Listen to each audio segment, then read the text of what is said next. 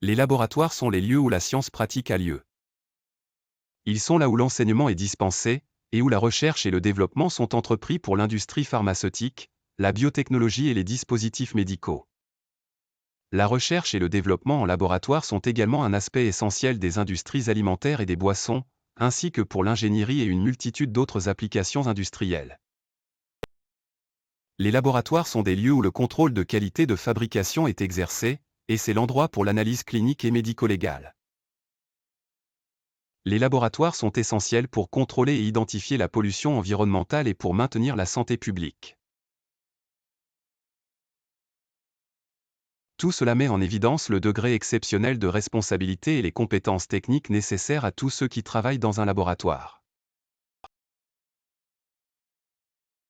Chaque personne doit démontrer 3 attributs personnels en tant que contribution à de bonnes compétences en laboratoire et une pratique de qualité. Ils sont l'honnêteté, la précision et la diligence. Dans un laboratoire, l'honnêteté signifie appliquer une approche rigoureuse au travail afin que les tâches soient effectuées comme et quand elles sont nécessaires. Que les résultats soient enregistrés et rapportés dans leur intégralité exactement tels qu'ils sont, sans modification ni embellissement.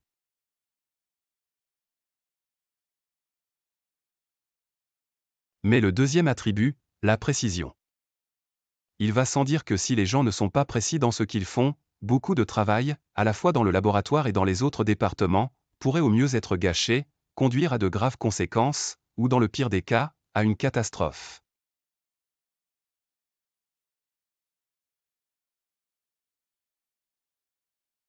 La diligence est la combinaison de l'honnêteté et de la précision dans l'attitude bienveillante qui rend votre travail significatif.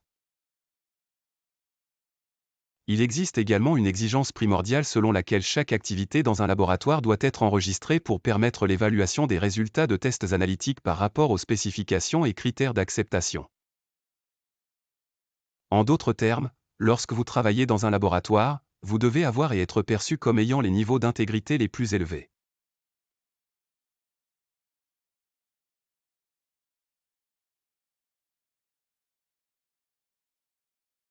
La fabrication de produits de santé est strictement réglementée par les agences gouvernementales réglementaires internationales et nationales, telles que la FDA et la MHRA, qui ont toutes adopté une approche commune de la qualité appelée bonnes pratiques de fabrication ou BPF en abrégé, parfois appelée bonnes pratiques de fabrication actuelles.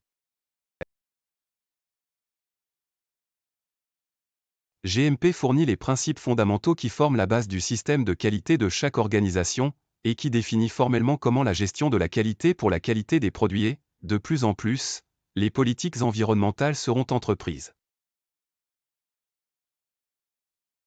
Il couvre toutes ces activités distinctes qui se combinent pour garantir que le produit répond aux critères de qualité GMP, à savoir qu'il est parfaitement adapté à son but prévu.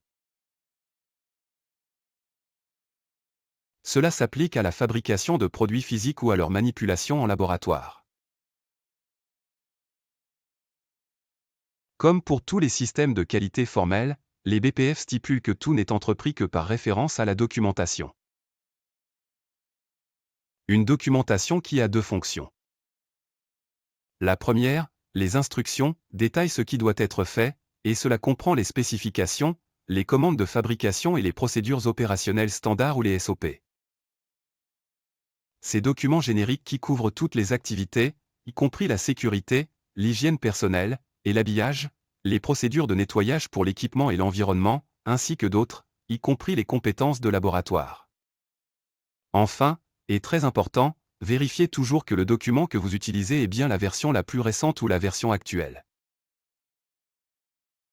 Par définition, l'analyse en laboratoire s'efforce de réaliser des mesures très précises de volume, de poids, de taille et de composition.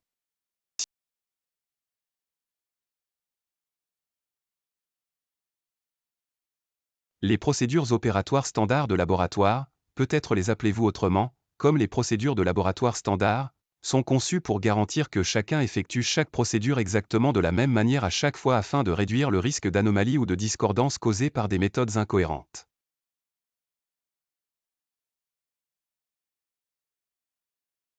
L'autre forme de documentation concerne les dossiers, qui enregistrent ce qui a été fait, et inclut les dossiers de test, les certificats d'analyse et les dossiers annexes pour des choses comme la performance de l'équipement et son étalonnage.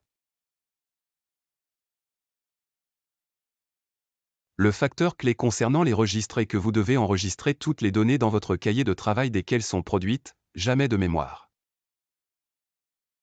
Et ne jamais utiliser un cahier de brouillon, un bout de papier, ou pire. La documentation n'est pas une partie accessoire du travail dans le laboratoire. C'est un élément essentiel dans l'analyse précise et cohérente, et est au cœur même de la bonne pratique de qualité en laboratoire.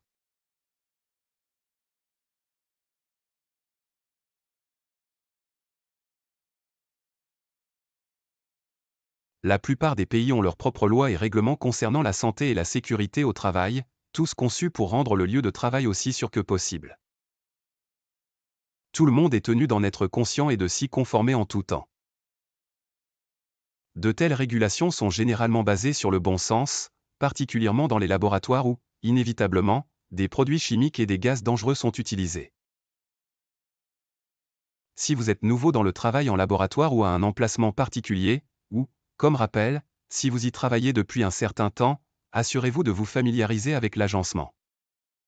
En particulier, notez comment atteindre les sorties de secours depuis chaque emplacement. Notez où se trouve votre appareil anti-incendie le plus proche, et notez les points d'alarme incendie. Assurez-vous de connaître l'emplacement de la douche de sécurité la plus proche, du bain pour les yeux, des trousses de premier secours, et de l'endroit où sont conservées les notes d'urgence pour l'équipement, les substances et le personnel. Les blouses de laboratoire et les lunettes de sécurité sont les éléments minimaux obligatoires à porter dans presque tous les laboratoires. Avant de commencer le travail, lisez toujours le SOP approprié pour vous assurer que vous êtes vêtu de la tenue appropriée pour la tâche en cours. Et si le SOP n'existe pas, discutez-en avec votre supérieur et demandez à ce qu'un soit créé, ou rédigez-le vous-même. Toujours travailler selon la méthode documentée. Peu importe combien de fois vous avez entrepris une tâche particulière, vous devriez toujours travailler précisément selon cette méthode. Pensez à ce que vous faites et continuez à y penser pendant que vous réalisez l'expérience. Si vous avez des doutes sur la tâche, demandez à votre superviseur, car si vous foncez et que vous vous trompez, c'est une perte de temps. Si le SOP exige l'utilisation d'une visière ou d'un masque facial ou d'un appareil respiratoire et de gants spécifiques, utilisez-les. Ne prends pas de raccourcis. En bref, travaillez toujours en gardant votre propre sécurité à l'esprit, et pensez toujours aux autres.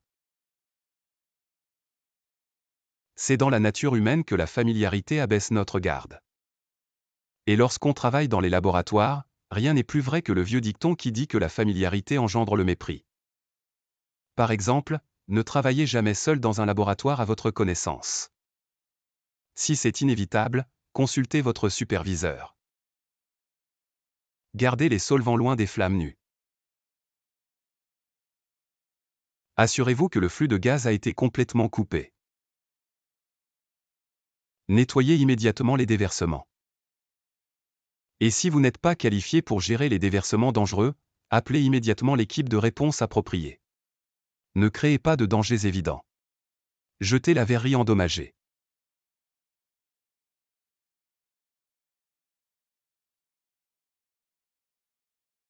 Éliminez soigneusement tous les déchets, en prêtant une attention particulière aux solvants dangereux. Et, en quittant le laboratoire, laissez votre blouse de laboratoire et votre protection oculaire dans la zone de changement et lavez-vous soigneusement les mains.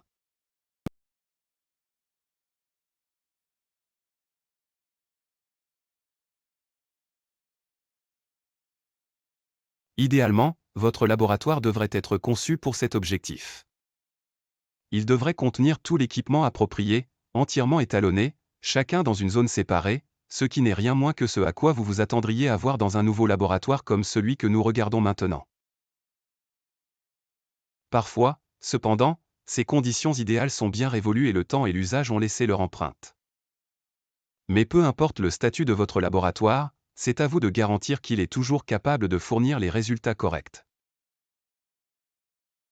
Bien qu'il soit possible de mener des expériences dans un abri de jardin, vos tâches sont réalisées de manière plus efficace lorsque le laboratoire est propre et ordonné, avec seulement l'équipement et les matériaux actuels sur le banc.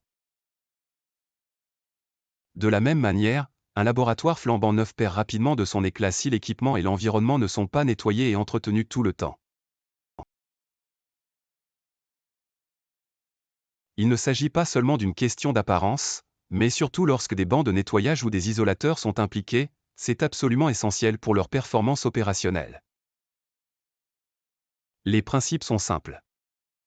D'abord, assurez-vous que tous les articles sont correctement identifiés, que la maintenance et la calibration de chaque article sont à jour, que tous les appareils portables, instruments et autres appareils sont correctement rangés et accessibles.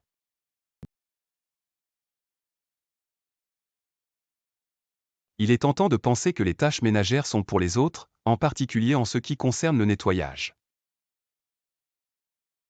La procédure opératoire standard appropriée détaillera exactement quels agents de nettoyage et procédures sont requis pour toutes les surfaces de travail et l'équipement présent sur celle-ci. Il vous appartient donc de veiller à ce que cela se produise. Un essuyage occasionnel n'est pas suffisant et n'est tout simplement pas professionnel. Le niveau d'entretien ménager dans n'importe quelle entreprise industrielle ou commerciale nous en dit beaucoup sur les personnes qui la gèrent et y travaillent. Et si vous avez visité une variété de laboratoires, vous saurez combien cela est vrai. Il est impossible de conserver l'aspect flambant neuf d'un laboratoire intensivement utilisé, mais un nettoyage et un entretien régulier et continu garantiront que l'environnement vous permettra de travailler tout aussi efficacement. Le besoin d'un travail de laboratoire de haute qualité est cohérent et mieux illustré par ces occasions où les résultats ne correspondent pas aux attentes. Est-ce parce que le processus de fabrication a échoué d'une certaine manière et nécessite une action corrective?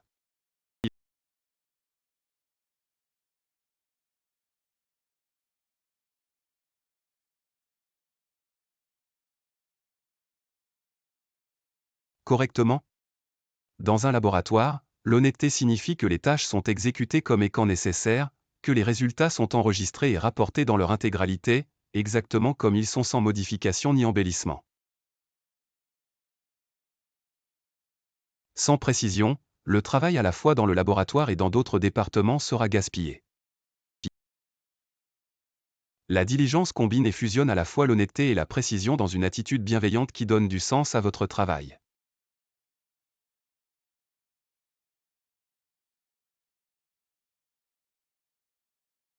Dans la fabrication des soins de santé, les autorités réglementaires ont adopté le concept de bonne pratique de fabrication. GMP, qui s'applique à tout, y compris les laboratoires. L'exigence fondamentale est que tout soit entrepris selon des instructions documentées et des registres.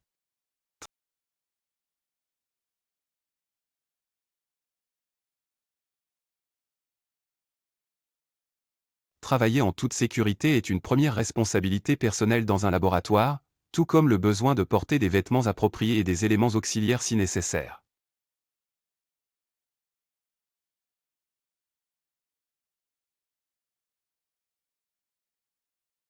Assurez-vous toujours que l'équipement et l'appareil sont correctement calibrés et nettoyés. Toujours travailler avec précision et exactitude en gardant votre sécurité à l'esprit, et toujours penser aux autres.